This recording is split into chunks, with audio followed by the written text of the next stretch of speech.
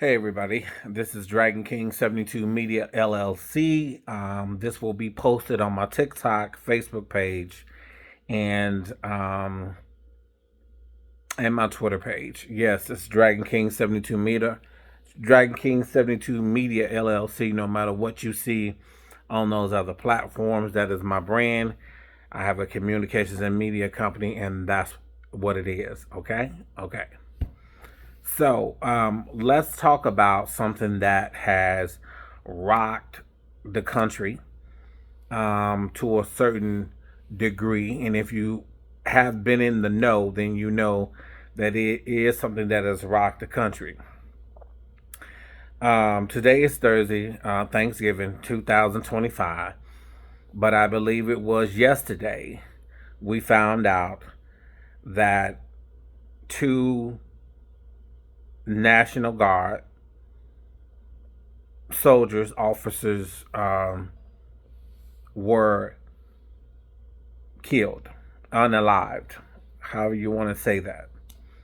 And let me say that the loss of any life, especially for people just doing their job and doing it with no malice, no intent to cause other folks harm while serving their country, while not in a state of war, uh, or another country trying to hurt Americans.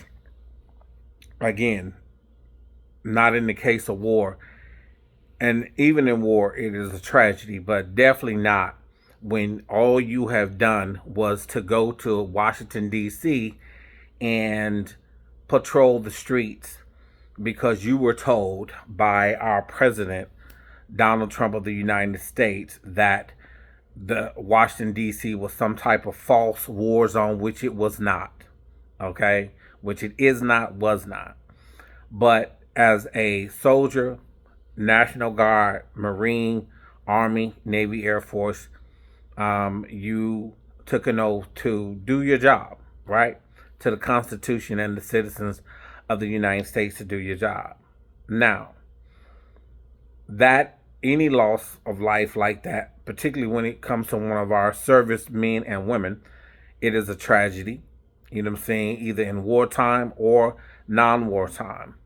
And the families of those soldiers, officers, if whatever the case may be, it's something that the parents and the soldiers themselves knew might happen, but you that's in the back of your mind, but you really never figure it will.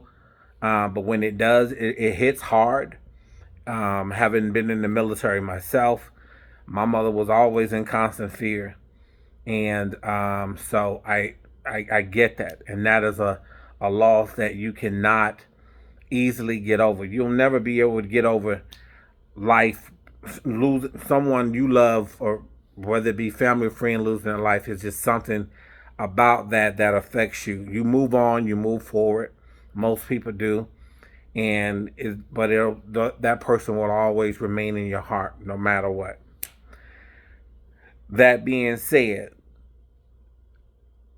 in my authentic, genuine, and always real self, that more than likely would not have occurred in DC, maybe in a wartime situation, but not in a non-wartime situation in DC, if it was not for Donald Trump or anywhere in the United States. Donald Trump, his administration, Pete Hegseth, backing him up, created this false narrative of what the inner city is. Donald Trump is not the first president to do that, and he damn sure won't be the last, not on the Republican side of things.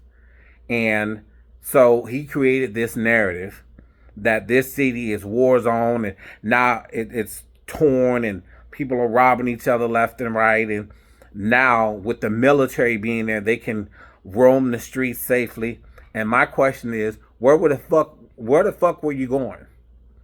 You know, you shouldn't have to worry about it no matter where you go on the streets of D.C., Washington, D.C. But where the fuck were you going where before you get to the end of the block, you've been robbed twice, pistol whipped once, and assaulted all before you get to the end of the block? You see how ridiculous that sounds? Because that's exactly how Donald Trump sounds when he talks about places like DC and Detroit and Chicago.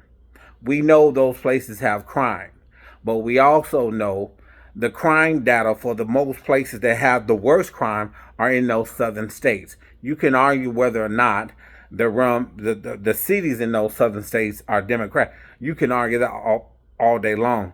But the general consensus, the collective consensus is southern states have the most crime, period, right?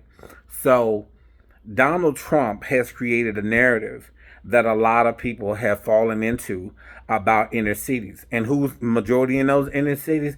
Black people and Latinos. That is not by a mistake, it is by design.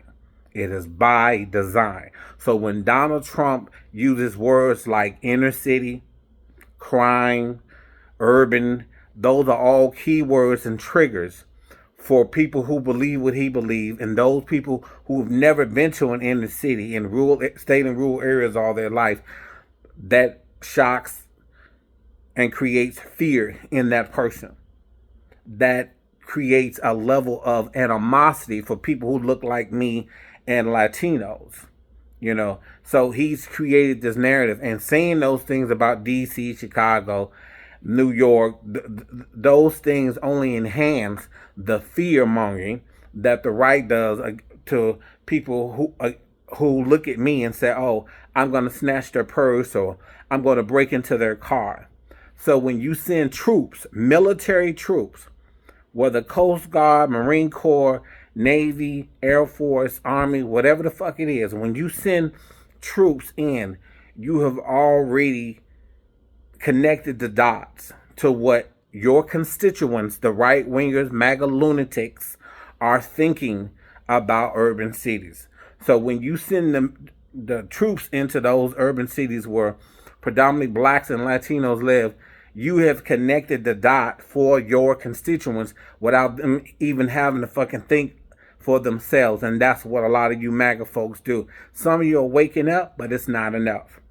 So those two soldiers that died in DC as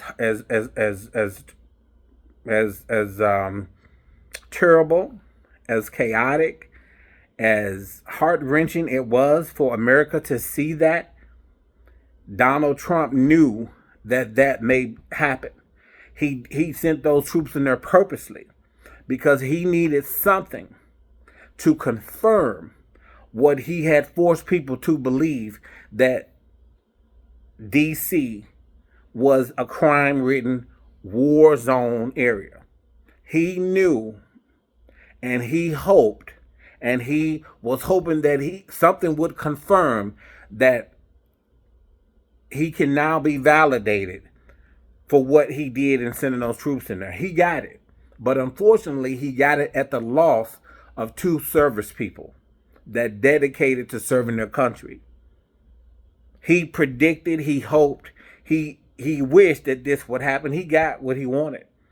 So now he got the validation to go other places and to increase the volume of soldiers going into DC at the cost of two servicemen dying.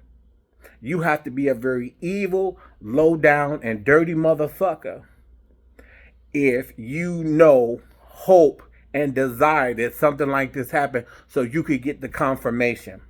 Because up until this point of those two Coast Guards men dying, unalive, whatever you want to say, he knew he hadn't got the confirmation and validation he needed. Now he has that. And now it's going to be fucking, what they call, what's the one I'm looking for?